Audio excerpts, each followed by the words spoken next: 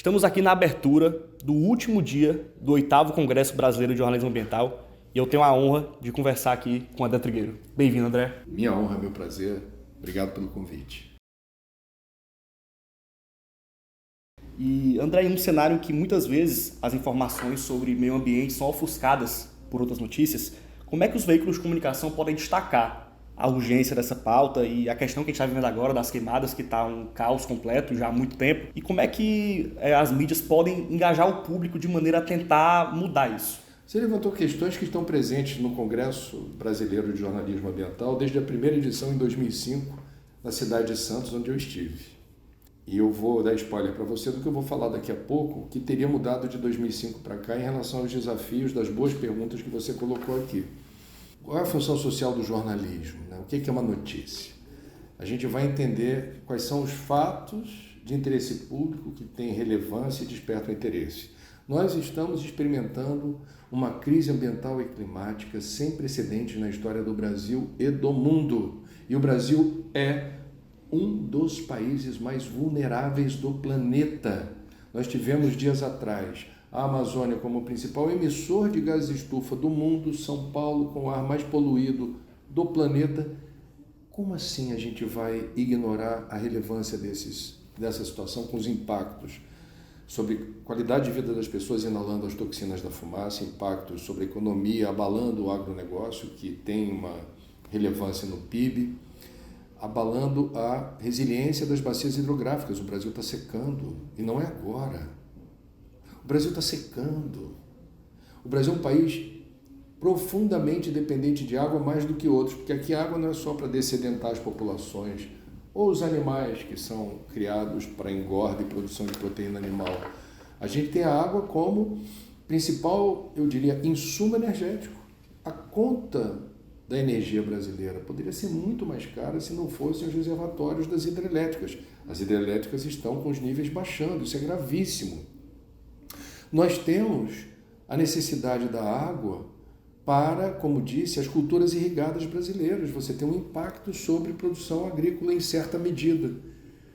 Então a gente precisa ter a noção de que é quase constrangedor a gente ter que explicar por que o jornalismo ambiental precisa ter mais espaço, porque não é apenas nos momentos de crise que a gente deveria ter espaço. A gente precisa construir uma agenda para um mundo que se tornou hostil a nós, por nossa culpa. Se experimentamos essa crise sem precedentes, é por conta dos nossos hábitos, comportamentos, estilos de vida, padrões de consumo, tomadores de decisão omissos e um negacionismo criminoso. Esse é o pacote. E o jornalismo tem o que fazer para fazer a agenda avançar na direção certa. E André, um outro ponto que foi muito tocado aqui no primeiro dia de congresso é que durante a cobertura do desastre que a gente viu esse ano no Rio Grande do Sul, a gente viu muitos veículos priorizando narrativas individuais de pessoas, enfim, perdendo suas casas, seus entes, ou então como a do cavalo caramelo, né, que viralizou muito aqui no país, e em detrimento ao fato em si. Você acha essa abordagem correta? É uma maneira correta para engajar o público? Ou seria melhor ir direto no cerne do problema e apresentar todo o contexto que levou aquilo, ao invés de priorizar uma narrativa individual? Existe um uso patológico das redes sociais. Antes da tragédia no Rio Grande do Sul, eu fui lá, eu vi aquilo ali de perto, na região metropolitana de Porto Alegre, Canoas, enfim. Um furacão nos Estados Unidos, que deixou um cenário de terra arrasada, apareceu uma socialite brasileira, isso já tem uns 2 anos, fazendo selfie, com a tragédia atrás e rindo. Isso para mim é quase patológico. Isso também aconteceu no Rio Grande do Sul de outra forma. Eu acho que as pessoas têm que ter discernimento em tudo que diz respeito à rede social. Tudo. Isso aí é uma egotrip, eu chamaria isso de egotrip. Você está literalmente extasiado de poder pegar carona num evento de grande repercussão para literalmente tirar a casquinha. Eu não acho isso ético, eu não perco meu tempo consumindo esse tipo de informação. Agora, se você vai para o Rio Grande do Sul fazer o teu trabalho jornalístico, tem um material que vai ao ar na televisão, da Unifor, e você lá resolve dar o seu testemunho, você fala assim, eu vou fazer um material aqui by myself, eu vou fazer uma editorialização, não é uma matéria. Eu não vejo problema nisso. Você está hipotecando a tua credibilidade para emprestar a devida relevância ou senso de urgência em relação ao tema. Porque isso daqui, a internet não é boa nem má. O uso que fazemos dela determina a qualidade dessa relação. Eu posso fazer dela um instrumento da minha ego trip, ou eu posso usar a minha imagem, e isso pode ser arriscado.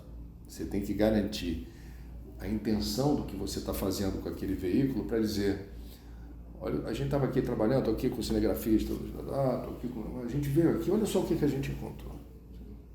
Agora me diz, faz sentido isso? Você está contando a história, não propriamente numa linguagem jornalística, dentro da linha editorial do teu veículo, mas você está reforçando a gravidade da situação. Eu, portanto, acho que entre o preto e o branco existem 50 tons de cinza, que a gente precisa ter o cuidado de identificar, porque jornalismo, ou jornalista, do meu ponto de vista, o ofício, nós somos contadores de histórias. Existem várias maneiras de contar uma história. Agora, a relevância é o fato, não você. O fato tem que estar em primeiro plano, não você. Eu sou filho de pai e mãe professores, sou professor há 20 anos na Pontifícia Universidade Católica do Rio de Janeiro, do curso de jornalismo ambiental que eu criei lá.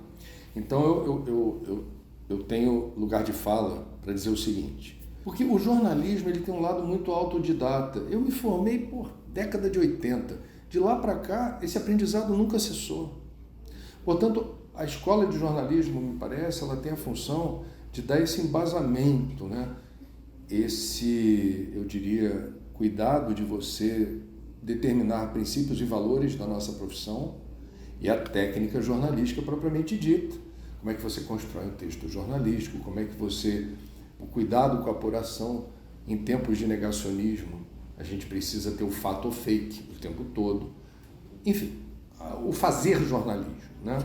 Agora, ser jornalista no Brasil no século XXI é algo que tem uma singularidade. Porque o Brasil é o único país do mundo com nome de árvore. É o país que ainda detém o maior estoque de água doce limpa superficial de rio, principalmente na região norte que está secando. A maior floresta tropical úmida do mundo, que ainda tem essa condição, mas cuidado com o ponto de não retorno. Ainda tem a maior planície alagada do planeta, ainda. Cuidado que o Pantanal também está sofrendo os efeitos antrópicos e do macroclima, que tem origem na queima de combustível fóssil. Nós temos o maior estoque de solo fértil, pronto para o plantio, sem precisar manter a pujança não gosto de falar de agronegócio, da produção agrícola e da produção de proteína animal, sem precisar derrubar uma árvore sequer. Nós somos os campeões mundiais, se tivesse uma competição de biodiversidade catalogada pela ciência, o país do mundo que detém o maior estoque, o maior número de espécies catalogadas nos gêneros animal e vegetal. Tudo isso é patrimônio.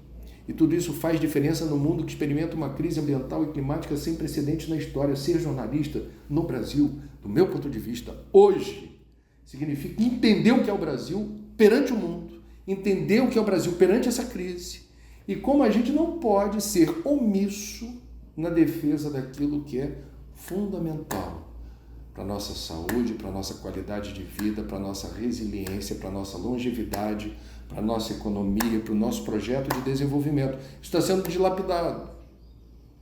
O jornalismo tem que ter essa contundência na defesa do que nos parece ser eticamente o certo e dos interesses coletivos. Dos interesses coletivos. André, muito obrigado, viu? Obrigado a você.